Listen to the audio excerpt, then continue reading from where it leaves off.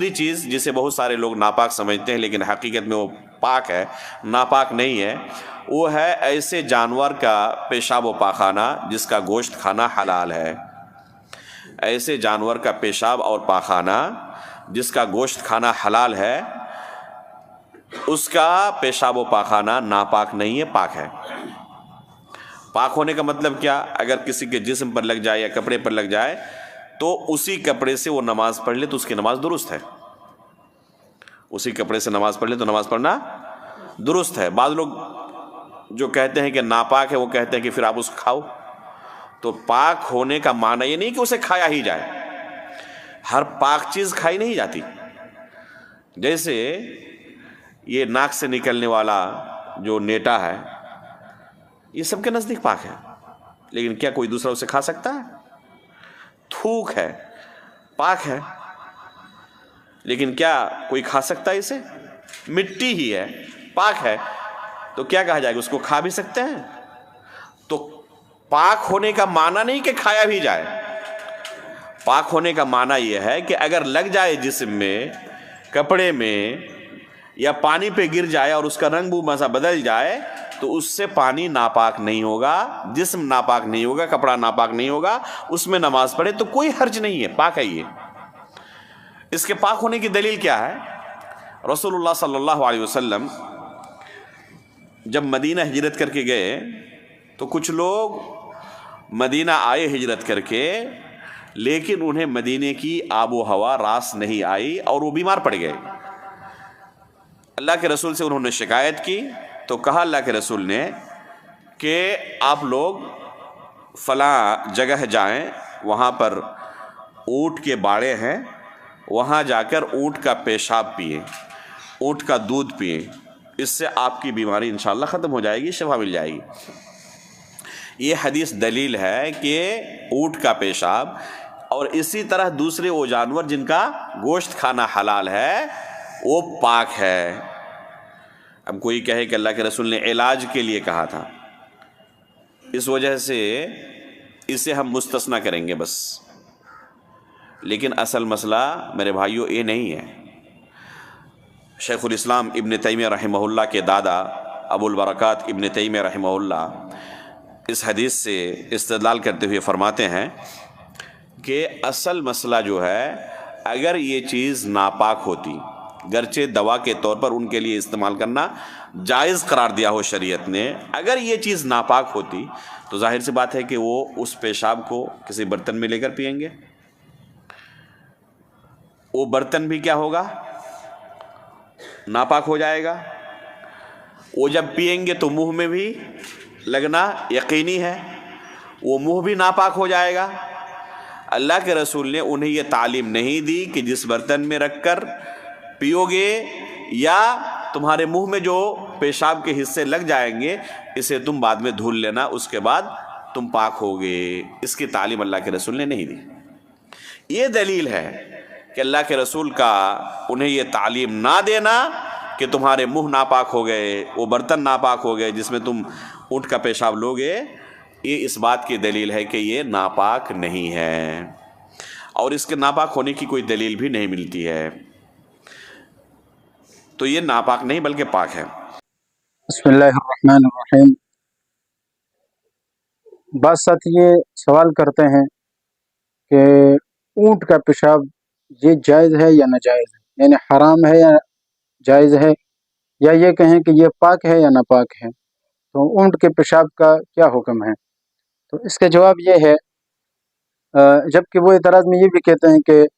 ترمذی کے ایک حدیث میں آتا ہے کہ آپ صلی اللہ علیہ وسلم کے زمانے میں کچھ لوگوں نے اونٹ کا پیشاب پیا تھا، اور وہ آپ صلی اللہ علیہ وسلم کے حکم سے کہا تھا، آپ نے کہا تھا کہ بھئی جاؤ اونٹوں کا پیشاب پیو اور اس کا دودھ پیو تو آپ ٹھیک ہو جاؤ گے۔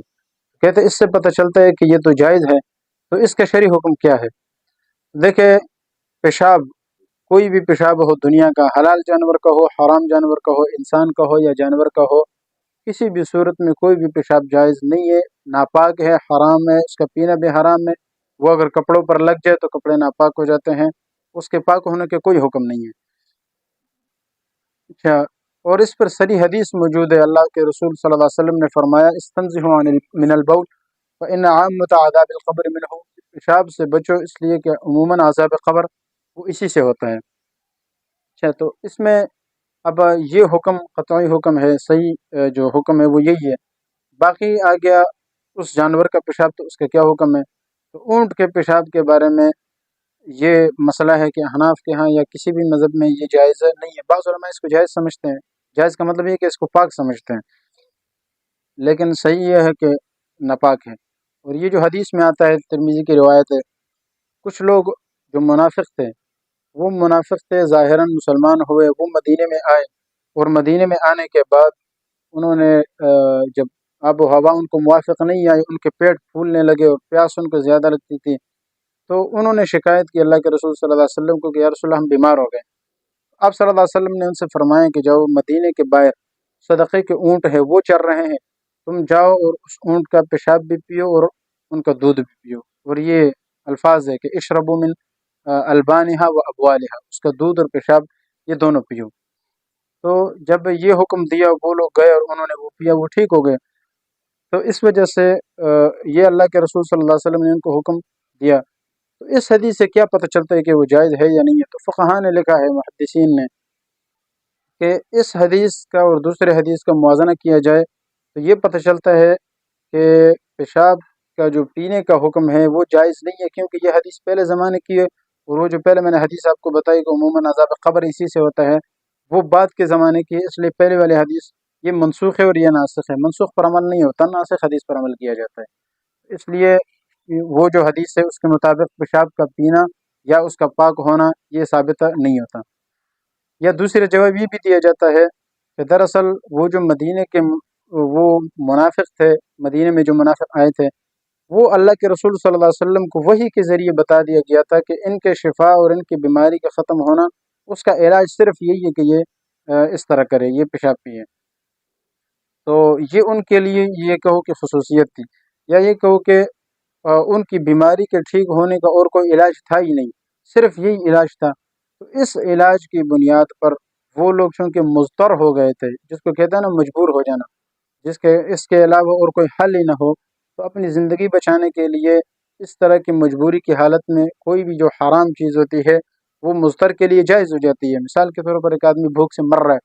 تو مرنے کے علاوہ اس کے پاس کوئی کھانا نہیں ہے، یعنی موت کی حالت میں اس کے پاس کوئی کھانے کی کوئی چیز نہیں ہے، اب اس کے لیے تو خنزیر کا گوشت کھانا بھی جائز ہے۔ تو چونکہ وہ مضطر ہے اور مضطر کا حکم عام مطلب سے الگ ہوتا ہے، تو یہ لوگ بھی چونکہ مضطرین کے حکم میں تھے، مجبور تھے، اور اس کے علاوہ شفا کی کوئی صورت تھی ہی نہیں، تو اس وجہ سے یہ حکم ان کو وحی کے ذریعے بتا دیا گیا، اور وہ مضطر اور مضطر کے لیے حکم جائز ہے۔ اسی لیے بعض فقہاء نے لکھا بھی ہے کہ اگر ماہر ڈاکٹر آپ کو یہ بتائے، جو دیندار ہو اور ماہر ہو، کہ بھئی آپ کا علاج حلال چیز پر نہیں ہو سکتا، حلال چیزوں میں کوئی چیز نہیں ہے، یہ ایک حرام چیز ہے اور اس حرام چیز کے ذریعے سے آپ کا علاج ہو سکتا ہے، تو پھر فقہاء نے لکھا ہے کہ آپ اس حرام چیز کو استعمال کر سکتے ہیں، اور یہ مجبوری کی حالت میں، عام لوگوں کے لیے تو اس کا استعمال جائز نہیں ہے۔ تو اس وجہ سے یہ حکم دیا گیا تھا کہ بھئی آپ اس طرح کریں۔ اچھا، اس کے ساتھ ساتھ ایک اور مسئلہ بھی آپ ذہن میں رکھیں۔ بعض لوگ یہ سمجھتے ہیں کہ چونکہ بعض احادیث میں یہ بھی آتا ہے کہ یہ جو چھوٹے بچے ہیں، جو دودھ پیتے بچے ہیں، جس کو شیرخوار بچے کہتے ہیں، جو بچہ ابھی تک اتنا چھوٹا ہے کہ ابھی تک ماں کا دودھ پیتا ہے، کھانا پینا اس نے شروع نہیں کیا ہے، تو جب وہ بچہ پیشاب کرتا ہے تو وہ کپڑوں پر لگ جائے تو اس کا کیا حکم ہے؟ اب حدیث میں دو طرح کے الفاظ ملتے ہیں، یعنی دو طرح کا حکم ہے۔ ایک تو یہ کہ چھوٹی بچی ہے، یعنی بچہ نہیں ہے، مذکر نہیں ہے، مؤنث ہے، بچی ہے، تو اس کے پیشاب کا کیا حکم ہے؟ تو وہ تو صریح حدیث میں آیا ہے کہ بھئی اس کو دھونا ہے، یعنی جب وہ کپڑوں پر لگ جائے تو اس کو بالکل دھونا ہے اور صحیح طریقے سے نچوڑنا ہے، اس کو صاف کرنا ہے۔ لیکن اگر بچہ ہے، ٹھیک ہے، یہ جو بچہ ہے لڑکا ہے، مؤنث ہے، اور دودھ پیتا بچہ ہے، وہ اگر آپ کے کپڑوں پر پیشاب کرتا ہے تو اس کا کیا حکم ہے؟ تو اس کے لیے حدیث میں اس میں علماء کے اختلاف بھی ہے۔ حدیث میں الفاظ آتے ہیں کہ آپ رش علیہ ماء، کہ اس پر پانی کو بہا دیا جائے، یہ رش کے الفاظ آتے ہیں، یا رش کے الفاظ، یا صب علیہ الماء، یہ الفاظ بھی آتے ہیں کہ اس پر پانی ڈال دو۔ تو اس طرح کا مختلف الفاظ آتے ہیں اور اس کے معنی بھی مختلف ہے۔ اس لیے بعض فقہاء کا مذہب یہ ہے، بعض محدثین یہ کہتے ہیں کہ اس کے لیے باقاعدہ مستقل طور پر دھونے کی ضرورت نہیں ہے، بس صرف اس طرح اس پر پانی چھڑک دو، ٹھیک ہے، اس طرح چھینٹے مار دو تو اس سے بھی وہ پاک ہو جاتے ہیں، اور باقاعدہ اس کو صحیح طریقے سے نچوڑنا اور اس کو نکالنا اور یہ اہتمام کرنے کی ضرورت نہیں ہے، جبکہ صحیح مذہب یہی ہے کہ چونکہ دیگر احادیث سے پتہ چلتا ہے کہ پیشاب کوئی بھی ہو وہ ناپاک ہے۔ استنزہوا من البول فإن عامۃ عذاب القبر منه، کہ پیشاب کی چھینٹوں سے بچو، پیشاب سے بچو، اس لیے کہ عذاب کا قبر کا عذاب عموماً اسی کی وجہ سے ہوتا ہے۔ تو جب یہ حکم ہے تو اس لیے پیشاب تو کوئی بھی ہو، چھوٹے بچے کا ہو، بڑے کا ہو، جانور کا ہو، حیوان کا ہو، یعنی انسان کا ہو، کسی کے با ہو، وہ سارے جو ہے نا اس میں کوئی اس طرح کی تفریق نہیں ہے، تو اس لیے وہ ناپاک ہے۔ پھر یہ جو حدیث ہے، اس حدیث میں الفاظ میں چونکہ مختلف معنی آتے ہیں، اس لیے بعض علماء نے وہ معنی لیا ہے کہ جس سے یہ معنی آتا ہے کہ پانی اس پر چھڑک دے، چھینٹے مار دے، لیکن دوسری احادیث اور اس کو موازنہ کرنے سے یہ بات پتہ چلتی ہے کہ بھئی اس کا معنی صرف پانی چھڑکنا نہیں ہے، چھینٹے مارنا نہیں ہے، بلکہ اس کے الفاظ کا بھی یہی مطلب ہے کہ صب علیہ الماء، اس پر پانی ڈالو اور باقاعدہ اس کو صحیح طریقے سے نچوڑو۔ تو وہ جو چھینٹوں کے الفاظ ہے اس کا بھی مطلب یہی ہے کہ صرف چھینٹے مارنا نہیں ہے، بلکہ اس کو بھی صحیح طریقے سے دھونا ہے۔ دعا ہے کہ اللہ تعالی ہمیں صحیح مسئلے کو سمجھنے کی اور اس پر عمل کرنے کی توفیق عطا فرمائے۔ وآخر دعوانا الحمدللہ رب العالمین۔ يرفع الله الذين آمنوا منكم والذين أوتوا العلم درجات والله بما تعملون خبير۔